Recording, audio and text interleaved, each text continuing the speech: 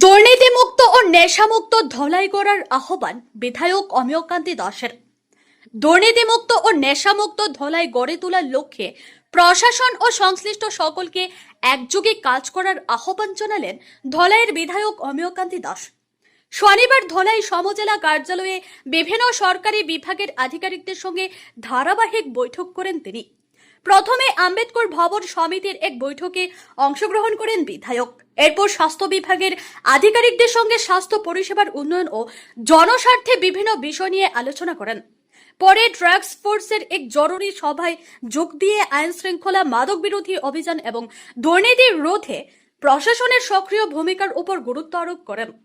বৈঠক শেষে সাংবাদিকদের সঙ্গে আলাপচারিতায় অমিয়কান্তি দাস বলেন, দুর্নীতিমুক্ত ও নেশামুক্ত ধলাই গড়তে প্রশাসন এবং সাধারণ মানুষের সম্মিলিত উদ্যোগ অত্যন্ত জরুরি। আসন্ন বিধানসভার বাজেট অধিবেশনে ধলাইয়ের সার্বিক উন্নয়নের স্বার্থে একাধিক দাবি ও গুরুত্বপূর্ণ বিষয় উত্থাপন করবেন বলেও জানান তিনি আরো বলেন, দীর্ঘদিনের দাবি পূরণ করে ধলাইয়ে সার্কেল অফিস স্থাপনের ঘোষণা দেওয়ায় মুখ্যমন্ত্রীর প্রতি কৃতজ্ঞতা প্রকাশ করেছেন।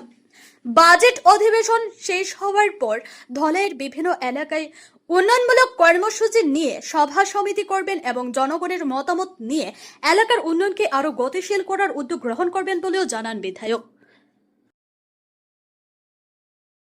আসলে আমরা সকালে বসেছিলাম, এখানে প্রথমে বসেছিলাম আমি নরসিংপুরে ব্লক লেভেলের যে মনিটরিং কমিটি আছে সেখানে আমাদের মাননীয় বিডিও ছিলেন, ব্লক ডেভেলপমেন্ট অফিসার ছিলেন, অন্যান্য আধিকারিকরা ছিলেন, ইঞ্জিনিয়াররা ছিলেন, আমাদের নির্বাচিত জিপি এপিরা ছিলেন, জিপি কমিটির জিপি সেক্রেটারি যেই ওনারা ছিলেন। তো আমরা আগামী যে ইয়েগুলো আছে, প্রকল্পগুলো আছে, প্রকল্পগুলো নিয়ে কথা বলেছি, মানে সর্বাবস্থায় যে উন্নয়নমূলক যে প্রকল্প সেগুলো নিয়ে আমরা আলোচনা করেছি এবং সেগুলো আগামী 20 তারিখে আমাদের জেলা পরিষদের মিটিং আছে, সেখানে আমরা সেগুলো উত্থাপন করব প্রত্যেক মণ্ডল থেকে। আর বিশেষ করে আজকে এখানে আমরা দাঁড়িয়ে আছি আমাদের এই সিডিসি কার্যালয়ে, সমজেলা কার্যালয়ে দাঁড়িয়েছি। সকালবেলা বসেছিলাম আমাদের একটা আম্বেদকর ভবন একটা সমিতি আছে, যেটা হয়েছে কি বলে এই বর্জালেঙ্গাতে, সেটার কমিটি আছে। সেই কমিটি নিয়ে সেটা যে রূপরেখা আছে, সেটা কমিটির কী কী করণীয় আছে, কী চলবে, আম্বেদকর ভবনটিকে আমরা কীভাবে মানে পরিচালনা করবো, সেই পরিচালনা সমিতি বসেছিলাম। আর পরবর্তীতে আমরা বসেছিলাম যে মাননীয় এই স্বাস্থ্যমন্ত্রী একটা আমাদেরকে একটা নির্দেশ দিয়েছেন যে বিভিন্ন আমাদের এলাকায় যে সমস্ত স্বাস্থ্যকেন্দ্র যেগুলো আছে, হেলথ সেন্টার যেগুলো আছে, সেগুলোকে কীভাবে উন্নত করা যায়, কোন জায়গায় কতজন ডাক্তার আছেন, চিকিৎসক আছেন, নার্স আছেন, আর অন্যান্য যারা স্টাফরা যারা আছেন তারা কতজন আছেন, বা কী কী রিকোয়ারমেন্ট যেগুলো কী আছে, ইকুইপমেন্টসের কী প্রয়োজনীয়তা আছে, মানে সেই সমস্ত বিষয়ে আমি ওনাদের সাথে কথা বলেছি। তো বিভিন্ন জায়গায় যে পরিকাঠামোগত উন্নতি কীভাবে করা যায় সেই ব্যাপারে আমরা আলোচনা করেছি এবং ওনাদের কাছ থেকে আমরা সেগুলো কালেক্ট করছি যে আগামী 28 তারিখে একবার আমরা বিকালবেলা আমরা বসছি, শিক্ষামন্ত্রীর সঙ্গে বসছি, এতদ অঞ্চলে যে স্বাস্থ্যমন্ত্রীর সঙ্গে বসছি, এতদ অঞ্চলে যে স্বাস্থ্য পরিকাঠামো যেগুলো আছে আমাদের এখানে বিভিন্ন যে এই নরসিংপুর, ধলাই, পালংঘাট, ধর্মী, বর্জালেঙ্গা আছে, তারপর এখানে বিদ্যারতনপুর, হাওড়িতাং, এই সমস্ত এলাকায় যে কয়েকটি হাসপাতাল আছে সেগুলোতে ডাক্তাররা কেমন আছেন, সেগুলো যেন ওনার থাকার মতো অবস্থা আছে কিনা সেগুলো আমরা দেখছি। তো আজকে ওনাদের কাছ থেকে বসেছি, ওনাদের কাছে সেগুলো কালেক্ট করছি, পরশু ওনাদের কাছ থেকে সেগুলো সংগ্রহ করবো করে আমরা 28 তারিখে বসবো মাননীয় স্বাস্থ্যমন্ত্রীর সঙ্গে বসে ধলাই এলাকার সমস্ত যে স্বাস্থ্য পরিকাঠামো যেভাবে উন্নতি করে যায়, ডাক্তারবাবুরা যেখানে বলা হয়েছে স্টাফ নার্সের অভাব আছে, সেখানে আগামীতে তো মাননীয় মুখ্যমন্ত্রী বলেছেন যে 2 লক্ষ বেকার যুবক চাকরি হবে, সেখানে নিশ্চয়ই আমাদের এতদ অঞ্চলে আরও যারা হয় যে বিভিন্ন যে মানে শূন্য পদ যেগুলো আছে স্বাস্থ্য ক্ষেত্রে, এগুলো আমরা আজকে দেখছি। আর পূর্ববর্তী বসছিলাম কিছুদিন আগে, আপনারা দেখেছেন যে এতদ অঞ্চলের সার্বিক যে সমস্যা যেগুলো চলছে, সমস্যার মধ্যে যেগুলো দেখা গেছে যে আমরা দেখেছি মানে বিভিন্নভাবে দেখেছি, আমাদের পুলিশ বিভাগও ধরেছেন, অনেক সময় দেখেছি, আমি পত্রপত্রিকায় দেখে থাকি যেখানে ড্রাগস বা এই সমস্ত জিনিসও ধরা হচ্ছে, এগুলো খুবই দরকার আছে। আর অনেক সময় দেখা যায় কোনো জায়গায় ওভারলোডের জন্য কী হয়, ওভারলোডের জন্য উইক ব্রিজ থাকে, সেগুলো ভেঙে পড়ে যায়। তো যাতে ওভারলোড না হয়, ওভারলোডের জন্য সেখানে এনফোর্সমেন্ট ডিপার্টমেন্ট এসেছে, এমবিআই ডিপার্টমেন্ট এসেছিলো। আজকে বসেছিলাম আমরা, এখানে আমাদের সোনাই সার্কেল অফিসারকে এখানে দায়িত্ব দেওয়া হয়েছে, ওনাকে headed by Sonai circle officer একটা কমিটি করা হয়েছে, সেখানে সমস্ত বিভাগ আছে, পুলিশ বিভাগ আছে, সাপ্লাই ডিপার্টমেন্টও আছে, এবং এখানে আমাদের ফরেস্ট ডিপার্টমেন্ট আছে, তারপরে আমাদের এমবিআই, এনফোর্সমেন্ট, সমস্ত মানে বিভিন্ন যেগুলো মানে দরকার আছে, এবং কী বলে আমার লায়লাপুর পুলিশ আউটপোস্ট যেটা বর্ডার এলাকা থাকে সেখানে পুলিশ আউটপোস্টে এখানে ছিলেন, অধিকারী ছিলেন। আমরা তাদেরকে নিয়ে সবাইকে নিয়ে বসেছি। আর মোটামুটি আজকে থেকে আমরা এইটাই চিন্তা ভাবনা করছি যে দলাইকে একটা ড্রাগস মুক্ত এলাকা, একটা নেশামুক্ত এলাকা, একটা দুর্নীতিমুক্ত এলাকা হিসেবে গঠন করতে টাস্ক ফোর্স কাজ করে যাবে। আর পেট্রোলিং যেটা বিষয় আছে, পেট্রোলিং বেড়ে যাবে। আমরা এখানে একদম সোজা করে কোথায় বলতে গেলে কাঠ পাচার, বালু পাচার, সে সমস্ত ব্যাপারে একদম প্রকৃত ব্যবস্থা নেবে সরকার বলছে। আমাদেরকে ডিপার্টমেন্টগুলোকে সেখানে অ্যাক্টিভ করার জন্য আমি মাননীয় আমাদের গার্জিয়ান মিনিস্টার যিনি আছেন উনি বলেছেন যে ওদের একবার বসার জন্য, বসে আপনারা দেখেন। তো আমরা বসেছি আজকে।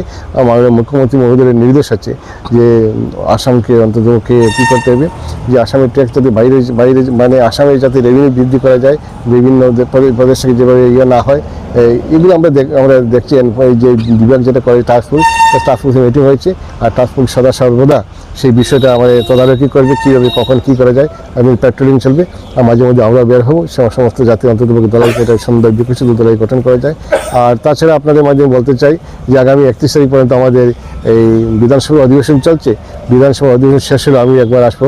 আমার 2 মাস হয়ে গেছে আমার নির্বাচনের পর আমারও ইচ্ছা ছিল যে প্রত্যেক জিপিতে যাবো, প্রত্যেক এলাকায় যাবো, কিন্তু সেটা আর হয়ে উঠছে না। বিভিন্ন সরকারি কার্যক্রম ছিল, সেই জন্য হয়ে ওঠেনি। আমি 2-3 দিনের জন্য এসেছি, অধিবেশন বন্ধ আছে তাই এসেছি। কালকেও এরকম পুরা দিন কার্যক্রম আছে। আর পরের দিন চলে যাবো আবার গৌহাটিতে। আবার 22 তারিখ থেকে আমার অধিবেশন আছে।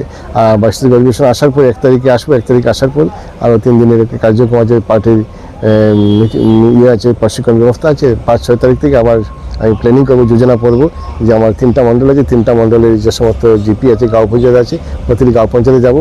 আর আগামী দিনে আমি একটা এই আগস্ট মাস থেকে সপ্তাহে প্রতিটি মণ্ডলে একদিন করে বসলে মানে স্বামী জনগণের যে সমস্ত সমস্যা আছে বা ওনাদের যে পরামর্শ আছে সেগুলো আমরা আলোচনা করবো, শুনবো ওনাদের কাছ থেকে। শুনে আমরা আগামী দিনে দলাইকে সুন্দরভাবে গঠন করা যায়।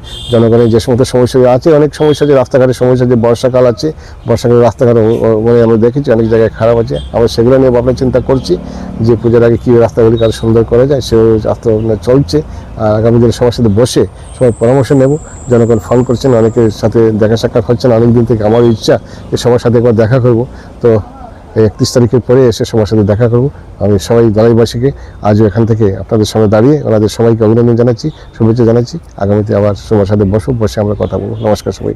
আজকে আপনারা জানেন যে এখানে রেভিনিউ সার্কেল, একটা নতুন রেভিনিউ সার্কেল মানে 14 তারিখে মাননীয় মুখ্যমন্ত্রী মহোদয় ঘোষণা করেছেন। আমরা আগে থেকে আমরা এমনিতে ছিল এখানে রেভিনিউ সার্কেল হয়ে ভালো হয়।